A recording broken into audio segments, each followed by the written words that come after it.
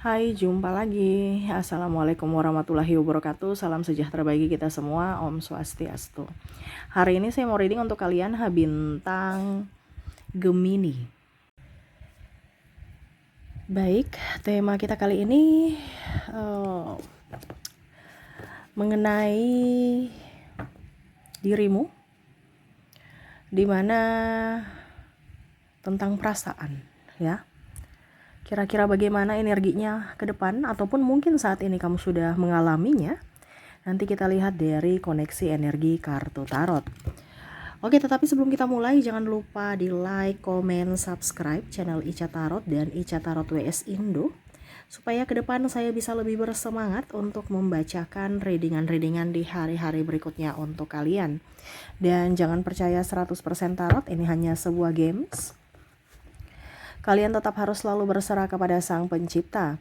Dan walaupun ini hanya sebuah games, memang bukan games biasa, melainkan games menyerap energi.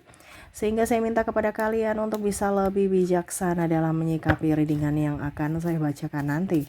Yang baiknya bisa diambil, buruknya diabaikan aja, dibuang aja, ataupun bisa kamu pakai untuk mengintrospeksi diri kamu, ataupun bisa kamu pakai untuk mencari solusi dari permasalahan yang kamu hadapi. Dan kalaupun kalian ingin personal reading, coaching, dan konsultasi, bisa menghubungi saya. Saya sudah sematkan link WA saya di deskripsi atau yang ada tertera di atas ini. Silahkan kalian menghubungi saya dan itu berbayar. Dan kalaupun juga kalian ingin mendengarkan readingan lainnya, baik karir, keuangan, percintaan, ataupun games-games lainnya, bisa langsung ke playlist. Semua sudah tertera di situ. Tinggal kamu lihat, pilih, dan bisa kalian dengarkan. Oke, kita langsung saja untukmu. Berikan energimu sambil fokus pada kartu, sambil saya baca doa dan saya kocok kartunya. Inilah energi untukmu, di mana situasi dan kondisimu, ya, di beberapa hari ke depan ataupun ke depan, ya, karena ada beberapa yang mungkin juga sudah terjadi. Energinya bisa cepat, bisa lambat, ya. Kamu menyesuaikan saja, dan di sini saya disclaimer untuk bisa ambil yang positifnya, ya. Dikarenakan kalaupun ada negatif nantinya yang keluar, ya dijadikan referensi, ya. Oh, ternyata energinya kah mau seperti gitu. Berarti solusinya ini, ya. Jadi sudah bisa antisipasi, ya. Bahwa kamu harus berbuat ini supaya itu tidak terjadi, ataupun kalaupun nanti terjadi, ya kamu sudah tahu jalan apa yang harus kamu ambil gitu, ya. Kamu sudah tahu solusinya, ya. Jadi kira-kira apa nanti kita lihat, ya. Berikan energimu sambil fokus pada kartu, sambil saya baca doa dan saya kocok kartunya. Inilah energi untukmu. Kita lihat untuk koneksi dirimu dalam kehidupan kamu ke depannya. Oke, di kartu pertama di sini ada Seven of Pentacles, Eight of Swords, ada Strike, ada Four of Cups, Eight of Cups, Two of Pentacles, Queen of Pentacles, Ace of Wands. Oke, saya merasakan energinya di sini, ya. Nanti akan membuatmu pusing 7 keliling. Wow, ini mungkin tema kita ya nanti. Pusing 7 keliling, ya. 7 keliling. Mumet, stres, ya. Jadi hati-hati. Tapi jangan sampai stres berlebihan, ya. Bisa-bisa kamu depresi, ya. Nah, ini ke depan mungkin akan ada masalah. Masalahnya apa aja nanti kita lihat, ya, karena koneksinya di sini tentang stres. Stres memikirkan diri sendiri, memikirkan keluarga, ya. Dan saya merasakan juga di sini memikirkan anak, ya. Nanti kita lihat apa saja, ya, yang akan terjadi, ya, karena di sini stres nih, ya. Bingung mau bikin apa nih, ya. Mau ke sini salah, mau maju salah, mundur salah, ke kiri salah, ke kanan salah, ya. Bingung, ya. Oke, kita lihat dulu di sini, ya. Ada Nine of Wands, Nine of Swords, ada Five of Swords, ada The Sun, Ten of Cups. Wow. Tuh, bicara untuk pribadi sendiri di sini masalah uang. Ada ekonomi. Masalah ekonomi ya. Bicara tentang uang ya, pusing 7 keliling karena apa? Uangnya ada masuk ya. Gaji gitu kan, atau pemasukan lah seperti gitu. Tapi kok nggak cukup-cukup ya. Pusing. Masuk tapi keluar juga. Terus gimana dong? Ibaratkan aku kerja dapat capek doang, nggak ada tabungan nih, gimana ya? Karena saya merasakan di sini ada hutang ya, dimana hutang di sini hutang barang ya, hutang uang kepada bank, kepada apa? Kepada ini juga teman ya. Kalau bicara hutang barang ini berarti mungkin kamu ada memecahkan barang atau menghilangkan barang orang ya, karena saya lihat di sini harus mengganti ya, mengganti berarti kan itu hutang juga ya. Macam contoh kamu hilangkan, kamu pinjam nih, pinjam mungkin ada acara di rumah kamu pinjam piring, ini contoh ya, kamu pinjam sesuatu lah pokoknya, intinya di sahabat atau di mana, di saudara atau di siapa gitu, atau janji ya, membelikan sesuatu. Ini bicara tentang hutang karena janji juga itu hutang ya, tapi ini bicara tentang benda ya. Terus ujung-ujungnya kamu udah janji, waduh nanti saya ganti gitu ya. Nah ini dia tagih-tagih nih, kapan kamu balikin, kamu ganti barang aku, bukan masalah duitnya tapi barangnya gitu. Nah ini ada beberapa seperti gitu, aku ganti uang aja, nggak bisa kamu yang cari, saya nggak mau cari-cari itu barang ya.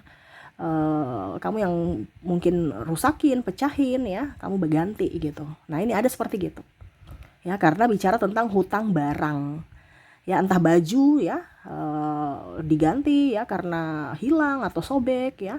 Nah ini, atau janji belikan ini belikan itu. Nah ini ya, jadi ditagih ya. Tetapi kalau untuk hutang barang nggak terlalu ya, tetapi memang ada masuk di sini ya, ada yang mau nagih karena janji kamu ya. Tetapi yang paling banyak ini adalah hutang uang dari sahabat atau bank. Wah ini yang pusing ya, karena sahabat tagih-tagih. Sahabat tagih-tagih ini pun juga pihak bank juga tagih-tagih ya.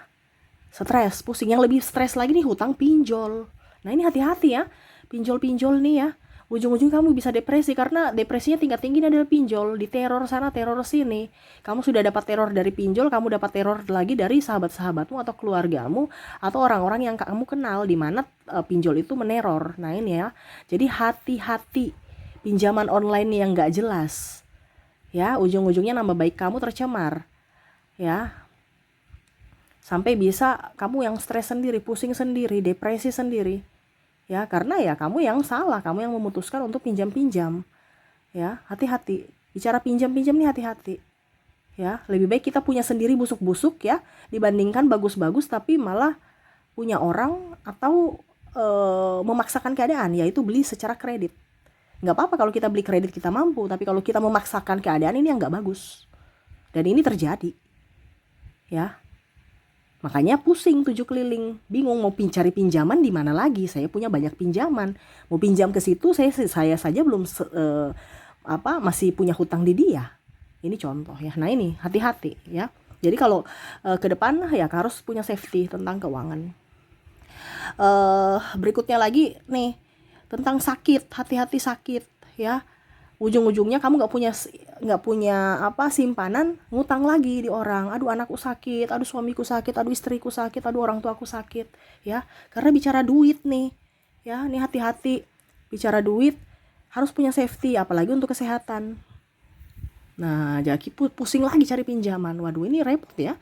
Baru di awal-awal tahun ya, tapi sudah mulai bicara duit ya seperti gitulah ya, dimana duit ini masuk tapi keluar ya, ataupun mungkin kondisinya ya itu kamu punya uang, akhirnya karena ada yang sakit habislah itu, dan ujung-ujungnya juga kosong ya. Jadi pusing aja, stres ya.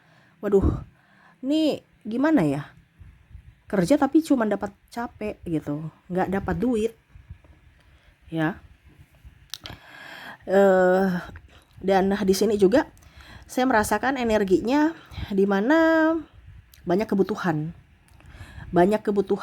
Jadi kebutuhan dadakan, apalagi bicara anak sekolah, tiba-tiba ada ini, tiba-tiba ada itu ya, yang diperlukan uang-uang dadakan gitu ya.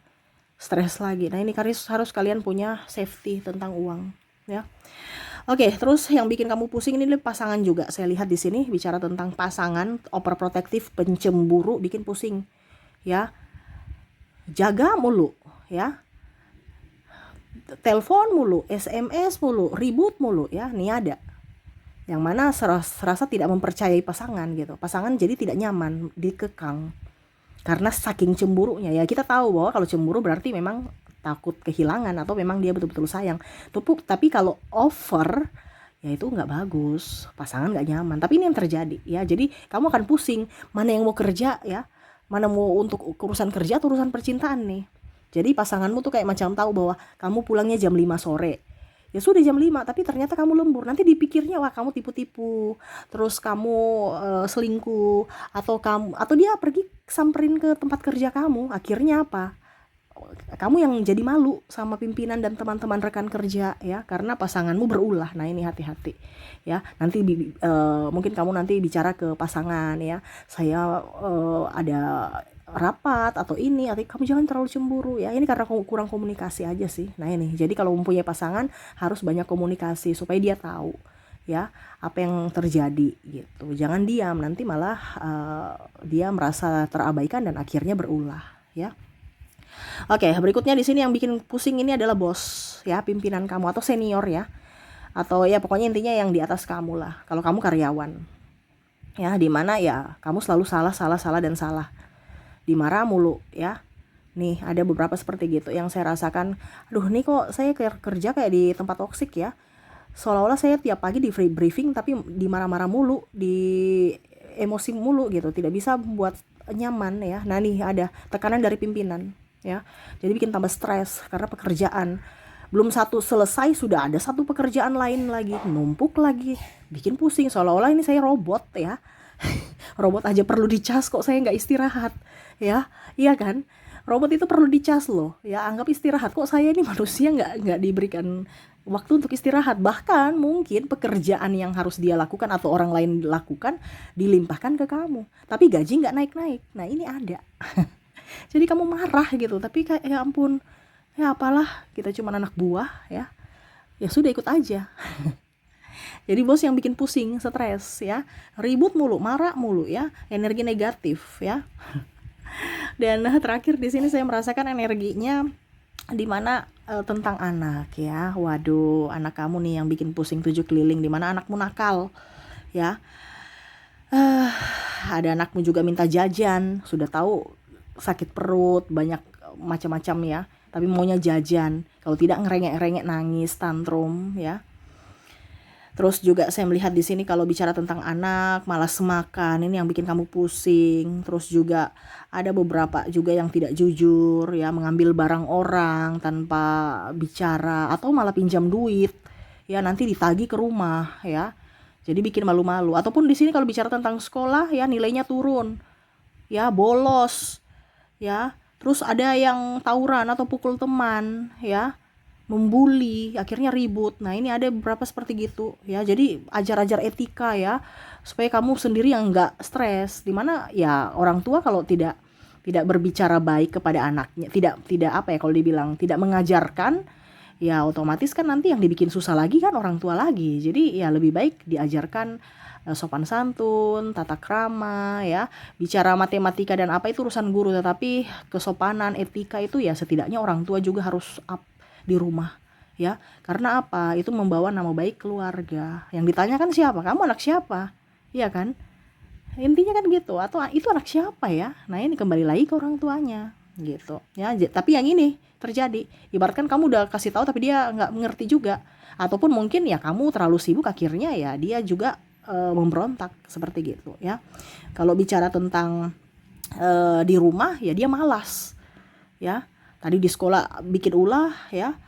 Terus kalau di rumah pemalas, ya. Maunya tidur aja tuh, HP aja tuh, scroll TikTok, goyang-goyang, ya. Bikin pusing, ya. Tapi kalau disuruh ini alasannya banyak, ya. Nah itu, nih bikin pusing 7 keliling. Stres mau bikin apa bingung, ya. Caranya gimana nih supaya mereka insaf, ya.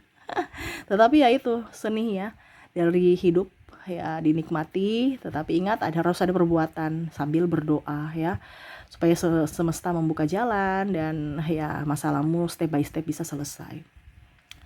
Oke, itu yang saya lihat untuk kalian ya, dimana kondisi kamu ya ke depan ataupun mungkin saat ini sudah terjadi, dimana kamu akan pusing atau ya mumet, stres ya.